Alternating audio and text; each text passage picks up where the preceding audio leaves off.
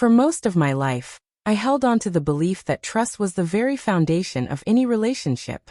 It was the glue that held two people together, the silent promise that gave meaning to love.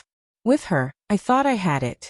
We shared our days, our secrets, our plans, and I let myself believe there were no shadows between us. That illusion shattered one quiet Sunday afternoon. She mentioned she was going out to meet a friend for coffee. Nothing unusual.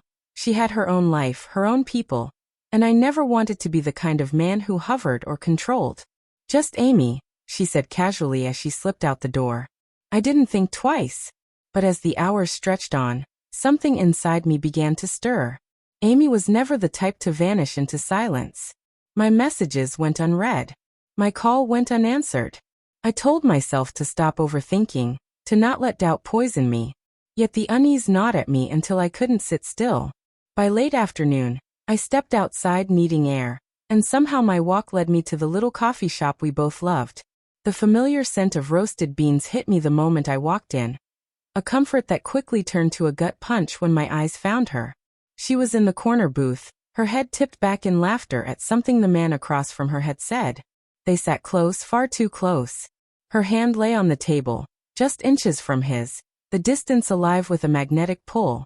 My chest tightened as I tried to rationalize what I was seeing. Maybe it was innocent. Maybe it wasn't what it looked like. Then I caught her eyes. Eyes that sparkled for him, a smile she hadn't worn for me in months. I froze, my pulse hammering, before my feet carried me forward. She didn't notice me at first, too absorbed in him, but when she finally did, her expression snapped from joy to shock to annoyance. "Hey," I said evenly, though my voice betrayed the weight in my chest. "What's going on here?" The man shifted uncomfortably, glancing between us. She, on the other hand, didn't flinch. "What are you doing here?" she shot back, as if I were the one intruding. "You said you were meeting Amy," I replied, nodding at the table. "Plans change," she said with a careless shrug. "Didn't think I needed to run it by you." She looked at him, then back at me, her tone dripping with dismissal. "It's just coffee." I studied the man, hoping for clarity, but he kept his gaze low, unwilling to meet mine. "Who is he?" I demanded. "He's a friend," she answered quickly, her voice turning defensive. I leaned closer, my voice rising despite myself. "Really? Because this doesn't look like friends." And that's when she did it. She gave me that smug, infuriating smile. Not embarrassed, not apologetic, but one that branded me the fool. "You're overreacting," she said smoothly, leaning back as though she held all the power. "Overreacting," I echoed, my words sharpening. "You lie, you hide, you pretend I don't exist, and I'm the one overreacting?" Her eyes rolled as if my hurt was nothing more than a nuisance. "It's coffee. You're blowing this out of proportion."